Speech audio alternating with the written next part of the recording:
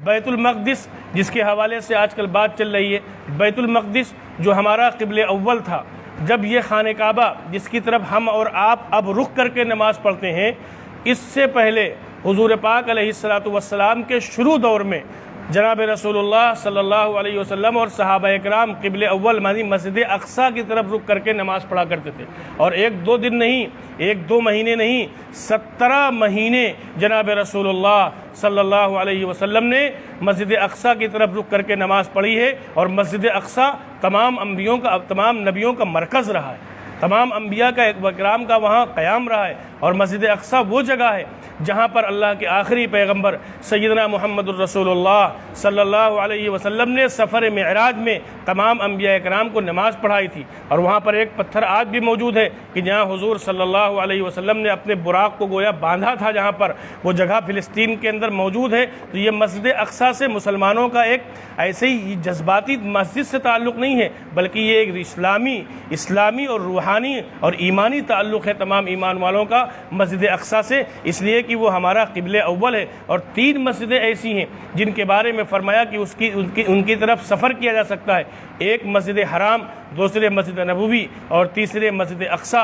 मस्जिद हराम को जैसे अल्लाह ताला ने हज़रत आदम अलैहिस्सलातु वस्सलाम से बनवाया था, खाने काबा को सबसे पहले अल्लाह ने हज़रत आदम अलैहिस्सलातु वस्सलाम से बनवाया था, और उसके बाद मस्जिद अक़सा को भी सबसे पहले अल्लाह ताला ने हज़रत आदम ही अलैहिस्सलातु वस्सलाम के ज़रिए से बनाया था। इसलिए हमारा उससे ईमानी मस्जिद अक़सा से, बैतुल मक़दिस से हमारा ईमानी रिश्ता है और हमारा ईमानी ताल्लुक़ है। इसलिए मेरे दोस्तों, अब इन हालात में हम मस्जिद अक़सा के लिए कुछ नहीं कर सकते, लेकिन हम मस्जिद अक़सा के उन ईमान के जयालों के लिए, मैं समझता हूँ कि जिनकी ईमानी हरारत और जिनकी दीनी गैरत, कि छोटे छोटे बच्चे, आप फ़ोटो देखो, वो पत्थर लिए खड़े हुए हैं और जा रहे हैं। मालूम है कि इन हालात में फ़ौज उनकी जो है पूरी क़ुव्वत के साथ खड़ी हुई है, लेकिन छोटे छोटे बच्चे, 10 साल के, 15 साल के बच्चे उस फ़ौजियों के सामने नियत बांध कर खड़े हुए। क्या था?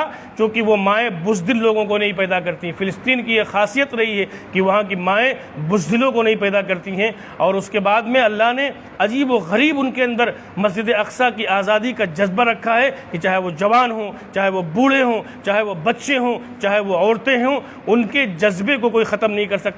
आपने देखा होगा सोशल मीडिया पर कि एक खातून, उसका जवान बेटा अभी उसको शहीद कर दिया गया, और वो औरत दूसरों की तरफ, मजमे की तरफ देखकर मुस्कुरा रही है कि हमारा बेटा मस्जिद अक़सा की आज़ादी के लिए क़ुरबान हो गया। उनके चेहरों पर शिकन नहीं है मेरे दोस्तों। वो ईमान और वो ताल्लुक़ और वो अल्लाह से मजबूत रिश्ता, वो चाहते हैं 70 साल से रोज़ाना सैकड़ों जनाजे वहाँ मस्जिद अक़सा की आज़ादी के लिए उठते हैं, लेकिन उनके ईमान में, उनके यकीन में और उनसे मुकाबले में ज़र्रा बराबर भी जुम्बिश नहीं आती। अगर कोई हालात आ जाएँ तो हम शायद अपने घरों को भाग जाएं, लेकिन आपने देखा होगा अभी जब उन्होंने गोलियां चलाई हैं तो फ़िलिस्तीन के ईमान वाले, वो जयाले ईमान वाले, वो अल्लाह की मदद पर यकीन करने वाले, वो अल्लाह को मानने वाले, क्या हुआ? जो लोग अपने घरों में थे वो भी मैदानों में आ गए। और उसके बाद में 90,000 लोगों ने मस्जिद अक़सा और मस्जिद अक़सा से बाहर 90,000 लोग नियत बांध कर नमाज में खड़े हो गए। गर्दनें कट जाएंगी, लेकिन हम मस्जिद अक़सा की बाज़याबी को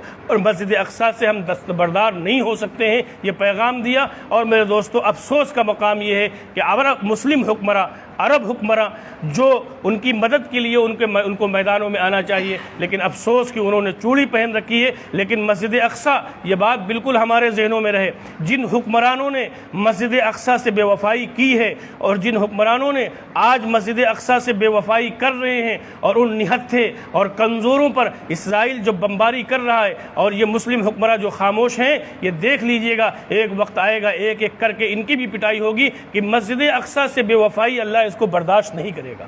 जो मस्जिद अक़सा से बेवफ़ाई मुस्लिम हुक्मरां कर रहे हैं, अल्लाह इस बेवफ़ाई को कभी बर्दाश्त नहीं करेगा। एक एक करके ये सब काटे जाएंगे, क्योंकि इन्होंने बिल्कुल उसको आज़ाद छोड़ दिया। और फिर वो अमन के ठेकेदार वो अमन के ठेकेदार, जहां अगर एक कुत्ता मर जाए तो उसके लिए पूरी मीडिया और पूरी ये यूरोप कंट्रियां चिल्ला उठती हैं कि कुत्ता मर गया, और जहां इंसानों पर बमबारी हो रही है, इंसानों पर, बच्चों पर, औरतों पर, ख़वातीन पर गोलियां चलाई जा रही, हुकूक इंसानी के ठेकेदार खामोश बैठे हुए हैं। अल्लाह की पकड़ जब आएगी तो अल्लाह इनसे इंतकाम लेगा। हम और आप दुआ करें कि अल्लाह उनको साबित कदम रखे, अल्लाह उनको हिम्मत दे, अल्लाह उनको हौसला अता फरमाए, अल्लाह उनकी शहादतों को कबूल फरमाए। और अल्लाह कम से कम मेरे दोस्तों हम ये तय करें कि हम इन रातों में, इन दिनों में कुछ नहीं कर सकते हैं तो उनके लिए दुआ करेंगे, और इस्राइल की तमाम मसनूआत का हम बायकाट करने का इरादा करें कि कभी हम इंशाअल्लाह इस्राइल की कोई बनी हुई चीज़ हम अपने मुल्क के और पूरी दुनिया के ईमान वालों से ये कहना चाहते हैं,